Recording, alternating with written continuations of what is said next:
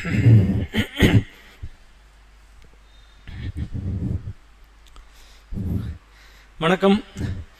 டிஎன்பிஎஸ்சியின் புதிய தலைவராக திரு SK Prabhakar IAS அவர்கள் நியமிக்கப்பட்ட பிறகு டிஎன்பிஎஸ்சியுடைய பல்வேறு நடைமுறைகளில் ஒரு விரைவுத்தன்மையும் ஒரு வெளிப்படைத்தன்மையும் வந்திருக்கு. நிறைய தேர்வு சீர்திருத்தங்கள் அவர் வந்த நாள் முதல் இன்று வரை தொடர்ந்து எடுக்கப்பட்டுக்கிட்டே இருக்குது. அது டிஎன்பிஎஸ்சி படிக்கக்கூடிய மாணவர்களுக்கு இருக்கக்கூடிய நீண்ட நாள் கோரிக்கைகள் பல ஒன் பை ஒன்னா ஒரு அனௌன்ஸ் பண்ணிக்கிட்டே வராங்க. புதிய தலைவர் பதவியேற்ற அன்னைக்கு முதல் பேட்டியில் அவர் சொன்ன விஷயம், என்னுடைய முதல் முன்னுரிமை அப்படின்னு சொல்றது டிஎன்பிஎஸ்சி தேர்வுகளுக்கும் அடுத்த அந்த தேர்வு முடிவுகளுக்கும், தேர்வு முடிந்த நாளுக்கும் தேர்வு முடிவுகள் வெளியிடப்படுகிற நாளுக்கும் இடையே இருக்கிற அந்த இடைவெளியை குறைப்பது தான் எங்களுடைய பிரதானமான நோக்கமாக இருக்கும் அப்படிங்கிற ஒரு விஷயத்த சொல்லியிருந்தார். ஸோ அவர் சொன்ன மாதிரி அந்த விஷயங்களை தொடர்ந்து அவர் செயல்படுத்துவதற்கான ஒரு முனைப்பை அவர் காட்டிக்கிட்டே இருக்கிறாரு. அடுத்தடுத்த அறிவிப்புகள் அது வந்துக்கிட்டே இருக்கு. முதல்ல அந்த தேர்வு முடிவுகளை அறிவிக்கிறதுல இருக்கிற தாமதத்தை குறைக்கிறதுக்கு நான் நடவடிக்கை எடுப்பேன்னு சொன்னார். சொன்ன மாதிரியே குரூப் 1 தேர்வுக்கான தேர்வு முடிவுகள் வெறும் 50 நாட்களில் வந்துச்சு. மிக விரைவான ஒரு தேர்வு முடிவாக அது அமைஞ்சது. அதே மாதிரி குரூப் 2 எக்ஸாமினேஷன் நடத்துகிற அந்த மெத்தடில் நிறைய சீர்திருத்தங்கள் கொண்டுட்டு வந்தாங்க. அதுக்கான எந்தெந்த வகையான ஏற்பாடுகள் பண்ணியிருக்கிறோம், மாவட்ட ஆட்சித்தலைவர் தலைமையில் எந்தெந்த விதமான ஏற்பாடுகள் பண்ணியிருக்கிறோம், ஒவ்வொரு மாணவர்களுக்கும் உரிய தனி கவனம் எவ்வாறு செலுத்தப்படுகிறது அப்படிங்கிறத ஒரு தனி பத்திரிகை செய்தியாகவே கொடுத்து ஒரு சிறப்பான முறையில் அந்த தேர்வை நடத்தி காட்டுறாங்க. ஸோ இது மாதிரி தொடர்ந்து அடுத்தது இந்த குரூப் 2 மெயின்ஸில் சிபிடி கம்ப்யூட்டர் பேஸ்டு டெஸ்ட் அப்படிங்கிற ஒரு விஷயத்தை குரூப் 2A புதுசாக இன்ட்ரடியூஸ் பண்ணாங்க. அதை அதுக்கான அது எப்படி செயல்படுத்தணும், அதை எப்படி பயன்படுத்தணும் அப்படிங்கிற ஒரு மாதிரியை இன்னைக்கு டிஎன்பிஎஸ்சி வெப்சைட்டில் அதை பண்ணியிருக்கிறாங்க. ஈவன் பெரிய சீர்திருத்தமாக டிஎன்பிஎஸ்சி வெப்சைட் ரொம்ப காலமாக இருந்த அந்த டிசைனை மாற்றி புதுசாக டிஎன்பிஎஸ்சி வெப்சைட்டையே அப்டேட் பண்ணியிருக்கிறாங்க. ஸோ இவ்வளவு மாற்றங்கள், தொடர்ந்து ஏதாவது ஒரு மாற்றங்கள் வந்துக்கிட்டே இருக்கிற இந்த சமயத்தில் மாணவர்களுடைய நீண்ட நாள் கோரிக்கையாக இருந்த ஒரு விஷயம், மெயின்ஸ் பேப்பர் திருத்துறதுல, அப்ஜெக்டிவ் பேப்பர் திருத்துறதுல எந்த மாற்றத்துக்கும் எந்த விதமான இதுக்கும் பிரச்சனை இல்லை. ஏன்னா அவங்களுக்கு மெயின்ஸ் ப்ரிலிமினரி பேப்பர் திருத்துறப்ப வெறும் அப்ஜெக்டிவ், அதனால அது ஓஎம்ஆர் சீட்டை ஸ்கேன் பண்ணி எடுக்கிற மார்க்கு தான். அதனால அதில் எந்த கூடுதல் குறைதல் அப்படிங்கிறதுக்கான எந்த விதமான பாகுபாடோ பயாஸோ இருக்கிறதுக்கு வாய்ப்பு இல்லை. ஆனால் மெயின்ஸ் தேர்வு திருத்துறப்ப ஏன் இந்த மெயின்ஸ் பேப்பர் இவங்க நல்ல மார்க் வாங்கினாங்க, ஏன் இவங்க குறைவான மதிப்பெண்கள் வாங்கினாங்க அப்படிங்கிறது நிறைய பேருடைய அவங்களுடைய பேப்பர்லாம் பார்க்குறப்ப ஒரு $1 மில்லியன் கொஷினாக இருக்கும். ஏன் இந்த மாற்றம் வருது, எதனால இந்த சேஞ்சஸ் அப்படிங்கிற ஒரு விஷயம் நமக்கு ஒரு பெரிய கேள்விக்குறியாகவே இருந்துச்சு. ஸோ அதுலேயும் என்னென்ன சீர்திருத்தங்கள் நாங்கள் செய்ய போகிறோம் அப்படிங்கிற விஷயத்த டிஎன்பிஎஸ்சி சேர்மன் இன்னைக்கு ஒரு பொது விஷயமா அறிமுகப்படுத்த இருக்கிறாங்க. அது இன்னைக்கு காலையிலிருந்து பல்வேறு நண்பர்களுடைய செவிவழி செய்தியாக அது தொடர்ந்து வந்துக்கிட்டே இருந்துச்சு. இன்னைக்கு அது செய்திகளில் அடிபடுகிற அளவுக்கு அந்த சீர்திருத்தங்கள், அதாவது செய்ய துணிந்திருக்கிற அல்லது செய்ய முடிவெடுத்திருக்கிற அறிவிப்புகள் வெளிவரக்கூடிய சீர்திருத்தங்களாக என்னென்ன சீர்திருத்தங்கள் இருக்க போகிறது, முதன்மை தேர்வு விடைத்தாள் திருத்துவதில் ஏற்கனவே இருந்த குளறுபடிகளுக்கு தீர்வு கட்டிவிட்டு ஒரு புதிய முறையிலான ஒரு மதிப்பீட்டு முறையை கொண்டு வருவதற்கு இந்த புதிய நிர்வாகம் அனைத்து முயற்சிகளையும் எடுக்கிறது அப்படிங்கிற விஷயம் தெளிவாக தெரியுது. அப்போ எந்த மாதிரியான கரெக்ஷன்ஸ் பண்ணுறாங்க அப்படிங்கிறது, முதல்ல நமக்கு ஆல்ரெடி இருந்த ஒரு கரெக்ஷன் மெத்தட் அப்படிங்கிறது என்னென்னா, அது முழுக்க ஃபிசிக்கல் பேப்பரோ உங்களோட பேப்பர் ஃபீலோ கிடையாது. இப்போ நீங்கள் எழுதுகிற ஒரு மெயின்ஸ் பேப்பரை நாம் திருத்துறோம். நம்ம மெயின்ஸ் பேப்பர் கரெக்ஷன் எப்படி இருக்கும், அதில் எந்தெந்த மாதிரியான கரெக்ஷன் இருந்தால் அது பசங்களுக்கு ரொம்ப யூஸ்ஃபுல்லாக இருக்கும், எக்ஸாம் எழுதக்கூடிய ஸ்டூடெண்ட்ஸுக்கு ஒரு மென்டாராக ஒரு கரெக்ஷன்ஸ் எப்படிலாம் கொடுக்குறப்போ அவங்களுடைய பயிற்சி பட்டை தீட்டப்படும் அப்படிங்கிறதுக்காகவே நம்ம நேற்று ஒரு தனி வீடியோ ஒன்று போட்டிருக்கிறோம், நம்ம பேப்பர் கரெக்ஷன் எப்படி இருக்கும் அப்படிங்கிறத. ஸோ அந்த விஷயம் நீங்கள் பார்க்குறப்ப ஒரு கரெக்ஷன் எப்படி இருக்குங்கிறது தெரியும். ஆனால் இது நம்ம ஃபிசிக்கலாக ஆஸ் அ மென்டார் உங்களோட பேப்பரை ஃபிசிக்கலாக ஃபில் பண்ணி கையில் வச்சு நம்ம பேப்பரை திருத்துறப்ப இதெல்லாம் நடக்க சாத்தியக்கூறுகள் இருக்கு.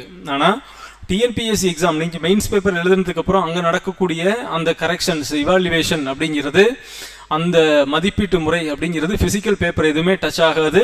ஒரு கம்ப்யூட்டர் ஸ்க்ரீனில் உங்கள் பேப்பரை டிஸ்பிளே பண்ணி அதை பார்த்து ஜஸ்ட் மார்க் மட்டும் தான் போடுவாங்க. அது 2 விதமான ஒரு மெத்தட் இருந்துச்சு. உங்களுக்கு ஒரு விஷயம் அது யாருக்காவது தெரியலனா கூட நீங்கள் தெரிஞ்சுக்கோங்க. ஏற்கனவே குரூப் 1 குரூப் 2 இது எல்லாத்துக்குமே இந்த மெயின்ஸ் பேப்பர் திருத்துறப்ப ஒவ்வொரு பேப்பரும் 2 மதிப்பீட்டாளரால் மதிப்பீடு செய்யப்படும். 2 இவாலுவேட்டர் அந்த பேப்பரை கரெக்ட் பண்ணுவாங்க. பேப்பர் 1 இருக்கிறவர் அந்த பேப்பரை ஃபுல்லாக முன்னாடி ஒரு ஃபுல் பேப்பர் அதில் டிஸ்பிளே ஆகும், ஸ்க்ரீனில் டிஸ்பிளே ஆகும். அதை பார்த்துட்டு அவர் ஒரு ஆன்சர் மார்க் போடுறதுக்குன்னு ஒரு ஷீட் கொடுப்பாங்க. அந்த ஷீட்டில் மார்க் பண்ணிகிட்டே வருவார். 1வது கேள்விக்கு 7 மார்க், 2வது கேள்விக்கு 4 மார்க், 3வது கேள்விக்கு 8 மார்க் அப்படின்னு மார்க் மட்டும் கொடுத்துட்டே வருவார். ஒரு ஃபர்ஸ்ட் இவாலுவேட்டரோட மார்க் என்ன அப்படிங்கிறத ஒரு மார்க் வந்துடும். அதுக்கு அடுத்தது அதே பேப்பர் இன்னொரு இவாலுவேட்டர் கைக்கு போகும். அவருடைய பார்வையில் இந்த எழுதப்பட்டிருக்கிற விடைகளை மதிப்பீடு செஞ்சு வரிசையாக மதிப்பெண் வழங்கிட்டு வருவார். ஒரு மார்க் கொடுத்துட்டு ஃபைனலாக ஃபர்ஸ்ட் இவாலுவேட்டருக்கு என்ன மார்க் கொடுத்தாரு, ரெண்டாவது இவாலுவேட்டர் என்ன மார்க் கொடுத்துருக்காரு. சப்போஸ் நான் ஒரு 300 மார்க்குக்கு சொல்கிறேன், 300 மார்க்குக்கு ஒருத்தர் 150 கொடுத்துருக்காரு, இன்னொருத்தர் 170 கொடுத்துருக்காரு. ஸோ இந்த 2 மார்க்கையும் ஆவரேஜ் பண்ணுவாங்க. இவாலுவேட்டர் 1ஓட மார்க்கையும் இவாலுவேட்டர் 2ஓட மார்க்கையும் ரெண்டையும் கூட்டி 2ஆல் டிவைட் பண்ணி அதனோட ஆவரேஜ் மார்க் தான் உங்களுக்கு அந்த பேப்பரில் உங்களுக்கு கிடைக்கிற மார்க். ஒருவேளை நீங்கள் அந்த இவாலுவேஷன் பேப்பர் இவாலுவேஷன் பண்ணுறப்ப நீங்கள் சில விஷயங்களை கவனிச்சிங்கன்னா தெரியும். லாஸ்ட் டைம் நம்ம குரூப் 1 ஸ்டூடெண்ட்ஸோட பேப்பர்லாம் வாங்கி பார்க்குறப்ப ஒரு உண்மையிலேயே ஒரு பெரிய ஷாக்கிங்காக இருந்துச்சு. ஒருத்தர் ஒரு 10 மார்க்குக்கு 7 மார்க் போட்டிருக்கிறார், ஒருத்தர் 3.5 மார்க் போட்டிருக்கிறார், ஒரு 15 மார்க்குக்கு 10.5 மார்க் ஒருத்தர் போட்டிருக்காரு, 2.5 மார்க் ஒருத்தர் போட்டிருக்கிறார். ஸோ இந்த டிஃப்ரென்ஸ் வில் பி ஹியூஜ். அப்படிங்கிறப்ப அப்போ ஒட்டுமொத்தமாக அந்த மதிப்பெண்கள் ரொம்ப வித்தியாசம் வருதுன்னு வச்சுக்கோங்க. இவாலுவேட்டர் 1 120 மார்க் போட்டிருக்காரு, இவாலுவேட்டர் 2 180 மார்க் போட்டிருக்கிறார். அப்போ அந்த வித்தியாசம் கூடுதல். அந்த கூடுதல் அப்படிங்கிறதுக்கு அரசு எடுத்துக்கிற அளவு என்ன அப்படின்னா, 2 இவாலுவேட்டருடைய மார்க்குக்கும் நடுவில் இருக்கிற வித்தியாசம் 15% உள்ள இருந்துச்சுன்னா அந்த ரெண்டையும் கூட்டி அதனோட ஆவரேஜ் மார்க்கை உங்களுக்கு போடுவாங்க.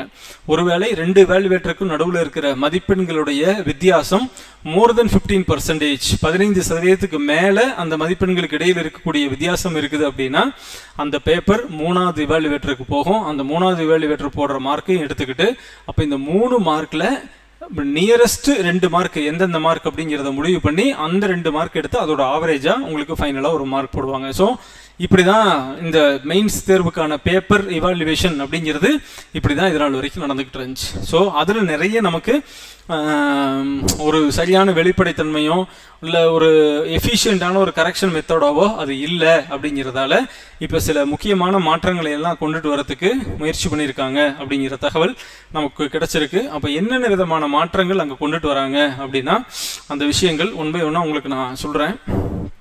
So group 1 group 2 evaluation new procedures என்னென்ன விதங்களில் அவர்கள் புதிதாக இந்த பேப்பரை திருத்துறதுக்கு முயற்சி செய்ய போகிறார்கள் அப்படின்னா, முதலில் விடைத்தாள் ஸ்கேன் செய்யப்படுகிறது. ஏற்கனவே உள்ள நடைமுறை தான், ஏற்கனவே உள்ள நடைமுறைப்படி அந்த உங்களுடைய பேப்பரை ஸ்கேன் பண்ணுறாங்க. ஸ்கேன் பண்ணி பேப்பரில் டிஸ்பிளே ஆகும். உங்களுக்கு நான் எப்போவுமே சொல்கிற விஷயம் அதுதான்.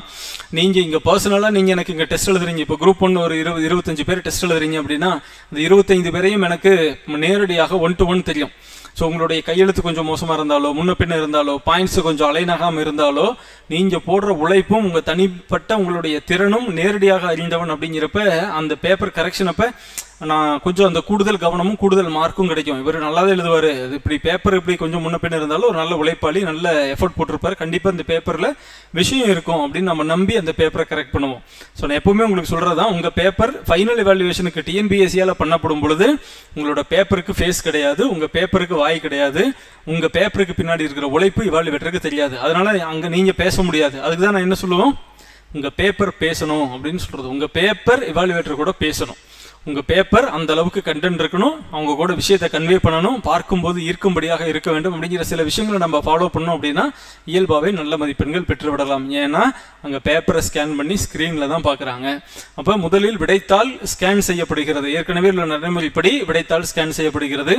கேள்விகள் பிரிவு பாடவாரியாக பதில்கள் விடைத்தாளிலிருந்து பிரித்தெடுக்கப்பட்டு அது கிளிப் செய்யப்படுகிறது. அப்படின்னா நீங்கள் ஒவ்வொரு பேப்பர்லையும் நீங்கள் குரூப் 1 மெயின்ஸ் பேப்பர் 1 அப்படின்னு எடுத்துக்கிட்டிங்கன்னா அதுக்குள்ளே 3 சப்ஜெக்ட் இருக்கும். அந்த 3 சப்ஜெக்டோட பேப்பர் இருக்குது. எத்திக்ஸ் இருக்கும், மாடர்ன் இந்தியா இருக்கும். உங்களுக்கு என்னென்ன பேப்பர் உள்ளே வருதோ அந்த பேப்பரை எல்லாத்துலேயுமே 3 விதமான கண்டென்ட்டும் 3 விதமான கேள்விகளும் 3 விதமான பாடங்களும் இருக்கிறப்ப அந்தந்த பாடப்பிரிவுகள் மட்டும் தனித்தனியாக எடுக்கப்பட்டு அந்தந்த தேர்வர்களுக்கு கொடுக்கப்படும். அந்தந்த இவாலுவேட்டருக்கு நீங்கள் ஒரே பேப்பரை முழுசாக ஸ்கேன் பண்ணி ஒருத்தர்கிட்ட கொடுத்தா, இப்போ தமிழ் கல்ச்சர் திருத்துறவர் மாடர்ன் இந்தியா திருத்த மாட்டார், மாடர்ன் இந்தியா திருத்துற ஒருத்தருக்கு எத்திக்ஸ் பேப்பர் திருத்த வராது. அந்தந்த துறை சார்ந்த பேராசிரியர்கள் தான் பேப்பர் திருத்துறாங்க. அப்படிங்கிறப்ப அதை கட் பண்ணி ஃபர்ஸ்ட் அந்தந்த சப்ஜெக்ட் எக்ஸ்பர்ட்டுக்கிட்ட பேப்பர் தராங்க. ஃபர்ஸ்ட் விஷயம்.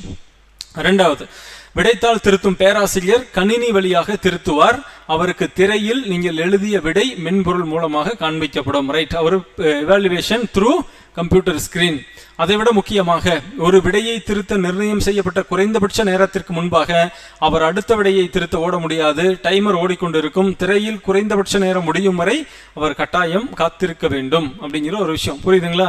இப்போ எனக்கு இன்னைக்கு நான் 10 பேப்பர் திருத்தணும் அப்படின்னா வெறும் ஒரு 1.5 மணி நேரம் ஒரு பேப்பருக்கு 5 நிமிஷம் 7 நிமிஷம் எடுத்துட்டு டக்கு டக்கு டக்குன்னு ஒரு 7 mark 4 mark 5 mark mark 3 mark அப்படின்னு போட்டுட்டு நான் 10 பேப்பர் தானே திருத்தணும், இந்தாங்க பேப்பர் திருத்தியாச்சு அப்படின்னு எடுத்து வச்சுட்டு போக முடியாது. முன்னே அந்த கன்ஸ்ட்ரெயின்ஸ் இல்லை. பட் இப்போ அதுக்கு என்ன இருக்குன்னா, ஒவ்வொரு பேப்பரையும் திருத்துறதுக்கு குறைந்தபட்ச நேரம் இவ்வளவு நேரம் இருக்கணும். இப்போ நம்ம எக்ஸாம் ஹாலில் நல்லா எக்ஸாம் எழுதிட்டு போகிற ஒருத்தனுக்கு கடைசி வரைக்கும் நேரம் பத்தாது, 3 மணி நேரமே பத்தாது, 10-15 கேள்விக்கு நேரம் இல்லாமல் இருப்பாங்க. ஆனால் ஒன்றுமே படிக்காம உள்ள வர ஆள் என்ன பண்ணுவாருன்னா, நீங்கள் எக்ஸாம் ஹாலில் பார்த்துருக்கலாம், 1 மணி நேரம் 1.25 மணி நேரத்தில் 200 கேள்விக்கும் ஷேட் பண்ணிடுவாங்க. ஷேட் பண்ணி முடிச்சுட்டு அடுத்து என்ன பண்ணுவாங்கன்னா, எவாலுவேட்டர்கிட்ட இன்விஜிலேட்டர்கிட்ட எந்திரிச்சு, நான் எழுதிட்டேன் சார், நான் போலாமா, நான் எழுதிட்டேன், நான் தான் எழுதுமே சார், 200 கேள்வி ஷேட் பண்ணிட்டேன் சார், எல்லாத்தையும் கையெழுத்து போட்டேன், சீல் வச்சிட்டேன், தம்பனையில் வச்சு எல்லாமே வச்சாச்சு சார், நான் கிளம்பிட்டாமா.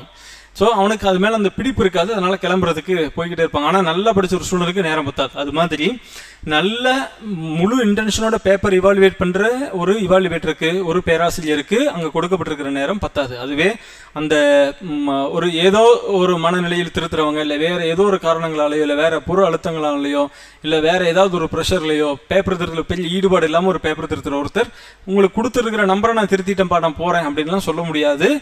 ப்ரிலிமினரி எக்ஸாமில் எப்படி ஒரு ஸ்டூடெண்ட் அந்த டைம் வரைக்கும் உட்காந்துருக்கணுமோ, அது மாதிரி குறைந்தபட்சம் ஒவ்வொரு பேப்பரையும் திருத்துறதுக்குன்னு ஒரு டைம் இருக்கும். அந்த டைம் வரைக்கும் தே மஸ்ட் பி தேர். அவங்க கட்டாயம் அங்கே காத்திருக்கணும். முன்னாடியே பேப்பர் திருத்தினாலும் அவங்க உட்காந்துருக்கணும். அப்போ என்ன பண்ணுவாங்க, இயல்பாகவே ஏன் அதை சீக்கிரமாக 4 மார்க்கை போட்டுவிட்டு உட்காந்துருக்கணும், முறையாகவே ஒவ்வொன்றா படித்து பொறுமையாக திருத்துவோம், அந்த நேரத்தை முழுமையாக பயன்படுத்துவோம். அப்படிங்கிறப்ப நமக்கு ஒரு தரமான கரெக்ஷன் நடக்கிறதுக்கு நிறைய வாய்ப்புகள் இருக்கும். திருத்தும் பேராசிரியருக்கு மொழி புலமை இல்லை என்றால் அவர் அந்த குறிப்பிட்ட விடையை திருத்தாமல் ஸ்கிப் செய்யலாம். அதை வேறு நிபுணர் குழுவிற்கு அல்லது வேறு பேராசிரியர் அதை திருத்துவார். இப்போ நான் எனக்கு இருக்கக்கூடிய ஒரு கேள்வியில், எத்திக்ஸில் இருக்கிற ஒரு கேள்வி, எனக்கு இங்கிலீஷில் பேப்பர் திருத்த வரல, இல்லை எனக்கு தமிழில் திருத்த வரல, இங்கிலீஷில் தான் வருது அப்படின்னா, எத்திக்ஸ் சப்ஜெக்ட் உங்கள்கிட்ட கொடுத்துருக்கலாம். ஆனால் எனக்கு இந்த லாங்குவேஜ் ப்ரொஃபஷன்ஸ் இல்லைங்கிறப்ப அந்த போர்ஷனை கட் பண்ணிடலாம். தெரியுதோ தெரியலையோ நீ தான் திருத்தணும் அப்படிங்கிற கட்டாயம் அங்கே இல்லை அப்படிங்கிறது ஒரு பெரிய விஷயம். ரைட். பயோமெட்ரிக் மூலமாக சரிபார்க்கப்பட்டு கடவுச்சொல் உள்ளீடு செய்யப்பட்டு அதன் பின்னர் தான் இதெல்லாம் நடக்கும். ஓகே. மதிப்பெண் குறைத்தால் அவர் திரையில் உள்ள தேர்வரின் விடையில் அனோட் செய்து அந்த தவறை அல்லது தவறான தகவலை தேர்வர் எழுதியிருக்கிறார் என வட்டமிட்டு காண்பிக்க வேண்டும். இப்போ நாம பேப்பர் திருத்துற மெத்தடு தான். நீங்கள் தப்புன்னு நான் சொல்கிறேன், ஒரு 8-10 மார்க் கேள்விக்கு நான் 2 மார்க் போடுறேன்னா அதில் நிறைய மேஜர் மிஸ்டேக்ஸ் எல்லாம் இருக்குன்னு சொல்கிறேன். அப்போ அந்த மேஜர் மிஸ்டேக்ஸை என்ன மிஸ்டேக்ஸ் அப்படிங்கிறத நம்ம வட்டமிட்டு காட்டணும், சுட்டி காட்டணும். இது நாளைக்கு என்ன ஆகும்னா, நாளைக்கு அந்த எக்ஸாமினேஷன் முடிஞ்சதுக்கப்புறம் அந்த பேப்பர் ஆர்டிஐ போட்டு வாங்குறப்ப, இப்போ நம்ம ஒரு ஆர்டிஐ போட்டு ஒரு பேப்பர் வாங்கணும்னா என்ன இருக்குன்னா, நம்ம எழுதின பேப்பர் அப்படியே இருக்குது, கடைசி பேஜில் அவங்க கொடுத்த மதிப்பெண் மட்டும் இணைக்கப்பட்டிருக்கு. ஆனால் இனிமேல் ஆர்டிஐ போட்டு வாங்குறப்ப அதில் எந்தெந்த இடத்தில் பெரிய தவறுகள் செய்யப்பட்டது அப்படிங்கிற விஷயம் எல்லாமே மார்க் பண்ணி நமக்கு நம்மளோட குறைகள் சுட்டி காட்டப்படும். அப்படி ஒரு விஷயம் அங்கே இருக்கும். அது ஒரு விஷயம். வீட்டில் இருந்தபடியே அல்லது தேர்வாணையம் நிர்ணயம் செய்யும் வளாகத்திலிருந்து மதிப்பீடு செய்யும் அளவிற்கு அந்த மென்பொருள் உருவாக்கப்பட்டுள்ளது. அது எப்படி உருவாக்கப்பட்டிருந்தாலும் நிச்சயமாக ஹோம்ல இருந்து ஒர்க் ஃப்ரம் ஹோம்லாம் கொடுக்க மாட்டாங்க. வீட்டில இருந்து கரெக்ஷன் பண்ண கண்டிப்பாக பர்மிட் பண்ண மாட்டாங்க. நிச்சயமாக அவங்க வந்து ஆஃபீஸ்க்கு, டிஎன்பிஎஸ்சி ஆஃபீஸ்க்கு வந்து தான் கரெக்ஷன் பண்ணுற மாதிரி இருக்கும். உள்ளீடு செய்த மதிப்பெண்கள் மொத்தமாக கூட்டப்பட்டு பதிவேற்றப்படுகிறது. இவை அனைத்தும் GIS, ஜியோகிராஃபிக்கல் இன்ஃபர்மேஷன் சிஸ்டம், புவிசார் தகவல் அமைப்பு மூலம் ஒருங்கிணைப்பு செய்யப்படுகிறது அப்படிங்கிற விஷயம். இது எல்லாமே ஒரு ப்ரப்போஸ்டு மாற்றங்கள் அப்படின்னு நம்ம சொல்கிறோம். ப்ரப்போஸ்டுனா முன்மொழியப்பட்டிருக்கிற சீர்திருத்தங்கள் அல்லது மாற்றங்கள். இந்த விஷயங்கள் தான் நாளைக்கு நடக்க போகுது. இந்த விஷயத்தை தான் நம்ம நாளைக்கு இந்த மெயின்ஸில் கொண்டுட்டு வர போகிறாங்க, அடுத்து வரக்கூடிய மெயின்ஸ் அப்படிங்கிறப்ப. ஸோ குறிப்பாக இந்த மெயின்ஸ் எக்ஸாமினேஷனுடைய கரெக்ஷனில் இருக்கிற பெரிய குற்றச்சாட்டு, தமிழ் மீடியம் மாணவர்களுக்கு எவ்வளவு நல்லா எழுதினாலும் மதிப்பெண்கள் போடுறதே இல்லை. இங்கிலீஷ் மீடியம் ஸ்டூடெண்ட்டுக்கு சுமாராக எழுதினவங்க கூட நல்ல தமிழில் சிறப்பாக எழுதினவங்களை விட அதிக மதிப்பெண்கள் பெற்று எளிமையாக வேலைக்கு போயிடுறாங்க அப்படிங்கிற ஒரு குற்றச்சாட்டு நீண்ட காலமாக இருக்குது. ஆனால் இந்த முறை அந்த மொழி பாகுபாடு எதுவும் இருக்காது. கண்டென்ட்டுக்கு தான் மார்க்கு, தமிழ்லையோ அல்லது ஆங்கிலத்திலையோ உங்களுக்கு எது சௌரியமோ அதில் நீங்கள் எழுதலாம். ஆனால் நீங்கள் கொடுக்கக்கூடிய அந்த தகவலுக்குத்தான் மதிப்பெண் அப்படிங்கிற முறை மிக கடுமையாக அமல்படுத்தப்படும் அப்படிங்கிற நம்பிக்கை இருக்கிறது. அதனால் இந்த மெயின்ஸ் தேர்வில் கொண்டு வரப்பட்டுள்ள மாற்றங்கள் அப்படிங்கிறது தரமாக படித்து தரமாக பயிற்சி செய்து தரமான முறையில் குரூப் 1 தேர்வுகளை அல்லது குரூப் 2 மெயின் தேர்வுகளை அணுகக்கூடிய எல்லா மெயின்ஸ் தேர்வு எழுதக்கூடிய மாணவர்களுக்கும் ரொம்ப சாதகமான விஷயம். டிஎன்பிஎஸ்சி தொடர்ந்து சீர்திருத்தங்கள் எடுத்துக்கிட்டே வராங்க. டிஎன்பிஎஸ்சி வேகமாயிட்டாங்க.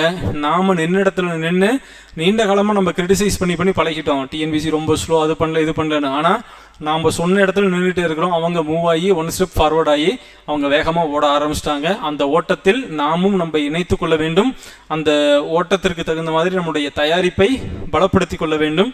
எப்போ வேணாலும் எக்ஸாம் வைங்க, அந்த எக்ஸாமில் நான் ப்ரிலிமினரி இந்த கட் ஆஃபை பற்றி யோசிக்க தேவையில்லாத ஒரு மதிப்பெண்களை நீங்கள் பெற வேண்டும். அதுதான் 2025 உங்களுக்கு குரூப் 1 நடக்குது, குரூப் 2 நடக்குது, குரூப் 4 நடக்க போகுது, எல்லாமே நடக்க போகுது. அப்படி எல்லாமே நடக்க இருக்கக்கூடிய இந்த சூழ்நிலையில் நீங்கள் பண்ண வேண்டியது கட் ஆஃப் மதிப்பெண்களை பற்றி கவலைப்படாத ஒரு நல்ல மதிப்பெண்களை பெற்று நீங்கள் அடுத்தது நீங்கள் ப்ரிலிமினரி எழுதிட்டு அடுத்த நாள் நான் மெயின்ஸுக்கு படிக்கிறேன் சார், கட் ஆஃப் என்ன வேணாலும் வரட்டும், அதை தாண்டி தான் என் மதிப்பெண்கள் இருக்கும் அப்படிங்கிற நம்பிக்கையோடு நீங்கள் படிக்கணும். அதுக்கு முறையான சரியான பயிற்சி அவசியம். அதுக்கு திட்டமிட்ட ஒரு இலக்கு இருக்கணும், திட்டமிட்ட ஒரு பயிற்சி இருக்கணும், திட்டமிட்ட வழிகாட்டல் இருக்கணும், மிகச்சரியாக அதை எக்ஸிக்யூட் பண்ணுறதுக்கு ஒரு மனநிலை இருக்கணும். அது சம்பந்தமாக உங்களுக்கு என்ன சந்தேகங்கள் இருந்தாலும், உங்களுக்கு என்ன விதமான உதவிகள் தேவைப்பட்டாலும் நீங்கள் சிக்ஷாவை அணுகலாம். கீழே இருக்கிற நம்பரில் கான்டாக்ட் பண்ணலாம். வர 28ஆம் தேதியிலிருந்து அடுத்த வருஷம் 2025க்கான குரூப் 1, குரூப் 2, குரூப் 4 தேர்வுகளுக்கான முதல்நிலை தேர்வுகளுக்கான புது பேட்ச் ஸ்டார்ட் ஆகுது. அதனால் அது சம்பந்தமான தகவல்கள் உங்களுக்கு என்ன வேணாலும் நீங்கள் ஆஃபீஸ் நம்பரில் கூப்பிட்டு கால் பண்ணி கேட்டுக்கலாம். ரைட்.